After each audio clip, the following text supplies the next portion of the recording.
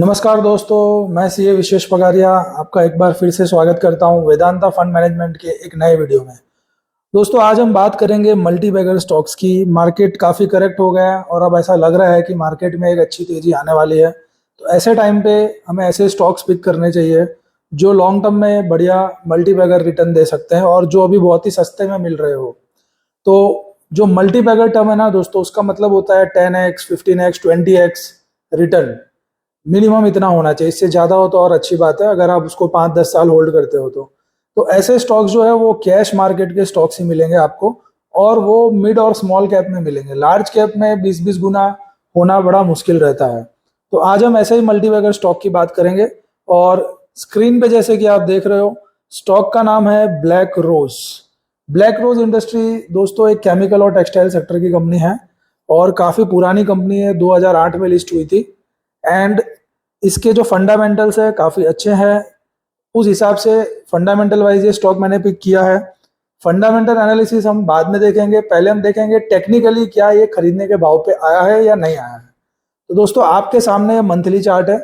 Monthly chart का मतलब है कि ये जो एक एक कैंडल बन रही है, ये एक कैंडल बनने में 1 महीना लेती है।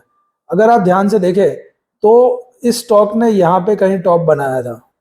उसके बाद अगर हम नोट करें तो 1 2 3 4 5 6 7 8 9 10 11 12 13 14 15 15 महीने से ये स्टॉक करेक्ट हो रहा है। मतलब लगभग 1 साल से ज़्यादा टाइम हो चुका है और स्टॉक जो है करेक्शन मोड में है। स्टॉक जो है वो हाई अगर हम इधर चेक करें तो इसने जो हाई बनाया है अपना, वो लगभग लगभग 230 से भी ऊपर का रेट है जो इसने हाई बनाया है। और अभी ये 140 रुपीज़ के आसपास हमें मिल रहा है, जबकि करेक्शन में ये 100 रुपीज़ तक जाके आया, 100 के नीचे भी गया था इंट्राडे स्विंग इसका। तो 230 रुपये से 100 रुपये तक ये करेक्ट हो गया था। लेकिन कभी भी बॉटम फिशिंग नहीं करनी चाहिए, क्योंकि कोई नहीं जानता कि स्टॉक का बॉटम कहाँ है। जब चार्ट पे कुछ सकारात्मक चीज दिखे तभी स्टॉक्स को पिक करना चाहिए। तो ये स्टॉक मैं अब क्यों रेकमेंड कर रहा हूँ, क्योंकि ये जो सीरीज ऑफ रेड कैंडल थी, 15 महीने से ये स्टॉक करेक्ट हो रहा था। उसके बाद अब पहली बार इसने एक एंगल्फिंग ग्रीन कैंडल बनाई है। अगर आप ध्यान से देखें तो ये जो ग्रीन कैंडल है लास्ट वाली, ये रेड कैंडल के ऊपर जा चुकी है। तो पहली बार बुल्स जो है वो पावर में दिखे हैं इस स्टॉक में, इसलिए यहाँ पे अब एंट्री हम लेने की सोच सकते हैं। हालांकि अभी भी मैं ये कहूँगा, ये कैंडल अभी क्लोज नहीं हुई है लास्ट वाली, क्योंकि अभी अप्रैल रनिंग है। तो कैंडल क्लोज हो जाए, अप्रैल एंड हो जाए, तब 1 मई को आपको क्लियर पिक्चर दिखेगा। अगर 1 मई को ये ग्रीन कैंडल रेड कैंडल के ऊपर ही बनी रहती है, तब आप ये स्टॉक में डेफिनेटली एंट्री ले सकते हो। स्टॉक में पोटेंशियल है मल्टीबैगर बनने का, वो हमें फंडामेंटल से पता चलता है।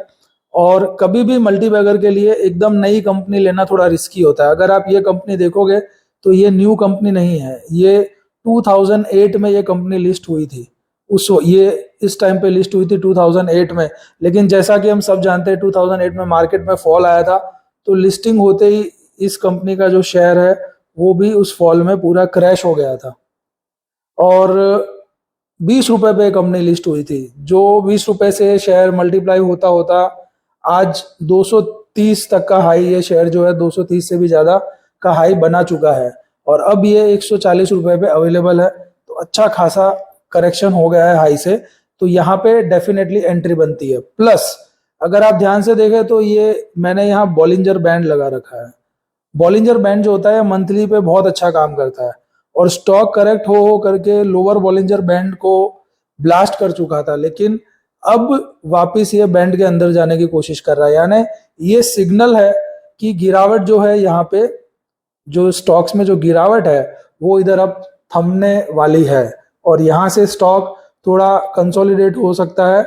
कुछ कैंडल्स ऐसे कंसोलिडेट होकर के बनाएगा और फिर हो सकता है कि सीधा ऊपर चलना शुरू हो जाए। ये भी हो सकता है कंसोलिडेशन का मौका ना मिले, स्टॉक यहाँ से ही थोड़ा ऊपर जाना शुरू हो जाए। तो ये एक मल्टीबैगर स्टॉक है, अच्छे रेट पे अवेलेबल है और काफ़ी पुरानी कंपनी है। तो ये सब देखते हुए इस स्टॉक में डेफिनेटली एंट्री बनती है। दोस्तों, ये वीडियो एजुकेशनल पर्पस के लिए है। मैं आपको कोई रिकमेंडेशन नहीं दे रहा हूँ कि आपको ये स्टॉक खरीदना ही है। मैं सेबी सर्टिफाइड या सेबी रजिस्टर्ड फाइनेंशियल एडवाइज़र नहीं हूँ। आप सिर्फ एजुकेशनल पर्पज़ के लिए वीडियो देख सकते हैं, लेना नहीं लेना आपकी चॉइस है, मैं कोई दबाव नहीं डाल रहा हूँ आप पे। तो दोस्तों आपके सामने ये ब्लैक रोज इंडस्ट्री का मनी कंट्रोल पे मैंने ओपन किया है to check the fundamental of the company. और अगर इस कंपनी का फंडामेंटल हम देखें तो सबसे पहले तो हमें ये देखना चाहिए कि कंपनी जो है वो काम क्या करती है। तो यहाँ पे आप देख सकते हैं स्पेशलिटी केमिकल्स में ये कंपनी है, बट कंपनी टेक्सटाइल सेक्टर का भी काम करती है। तो इनके बेसिकली 2-3 सेगमेंट है, जिसमें से 2 जो इनके मेन सेगमेंट है वो है केमिकल सेक्टर और टेक्सटाइल इंडस्ट्री। उसके अलावा कंपनी जो है वो, कंपनी का हम पी रेशियो चेक करेंगे तो पी रेशियो जो है कंपनी का वो थोड़ा हाई है। इधर आप देख सकते हो 60.95 का पी रेशियो, जबकि सेक्टर का पी रेशियो 48 है। तो पी रेशियो के हिसाब से प्राइस टू बुक वैल्यू भी 5.9 है। प्राइस टू बुक वैल्यू के हिसाब से कंपनी थोड़ी सी एक्सपेंसिव दिखती है अभी भी, लेकिन दोस्तों ऐसी मल्टीबैगर कंपनीज बहुत सस्ती जो है वो रेयरली ही मिलती है। तो आगे बढ़ते हैं और देखते हैं कि कंपनी जो है इसके सेल्स रेवेन्यू वगैरह कैसे हैं। तो यहाँ पे आप देख सकते हैं कि 300 करोड़ के आसपास कंपनी का रेवेन्यू हुआ करता था, जो अब अराउंड 500 करोड़ के आसपास होने लगा है। तो कंपनी की जो सेल्स है वो कंसिस्टेंटली इंक्रीज हो रही है, जो कि एक बहुत अच्छी साइन है। सेल्स धीरे धीरे ऊपर की तरफ ही है कंपनी की। और कंपनी का नेट प्रॉफिट भी अगर हम देखें तो वो भी आपको इंक्रीज होता हुआ ही दिखेगा। यहाँ पे नेट प्रॉफिट भी सेल्स के साथ साथ बढ़ता जा रहा है। तो ये दो बहुत अच्छे साइन यहाँ पे दिखते हैं कंपनी में। उसके अलावा कंपनी का अगर हम आरओई देखें तो आरओई जो है कंपनी का वो अराउंड 26% के आसपास है। अब अगर आप आरओई देखेंगे तो 33 से 30 हुआ, 29 हुआ, फिर 26 हुआ, तो आरओई डिप होता हुआ दिखेगा। लेकिन हर बार गिरता हुआ आरओई का मतलब ये नहीं है कि कंपनी अच्छा काम नहीं कर रही है। आपको उसका डेट टू इक्विटी भी देखना चाहिए। तो कंपनी ने अपने डेट जो कभी 0.89 हुआ करते थे वो रिड्यूस कर करके 0.11 पे आ गया है।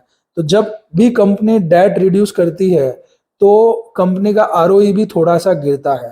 तो ये भी एक रीजन है इस कंपनी का आरओई गिरने का, क्योंकि कंपनी ने डेट वापस लौटाया है। तो डेट पे जो उनको एक बेनिफिट होता था ज्यादा पैसा कमा के, वो बेनिफिट थोड़ा कम हो गया है। लेकिन डेट कम करना भी जरूरी होता है।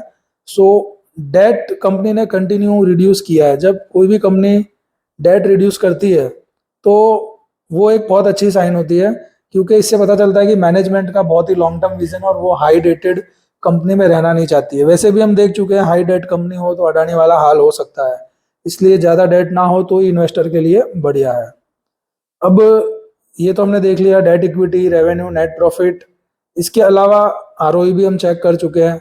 कंपनी का ईपीएस देख लेते हैं। तो कंपनी का ईपीएस जो है वो इंक्रीजिंग है कंटिन्यू, ये आप देख सकते हैं कंटिन्यू बढ़ रहा है ईपीएस।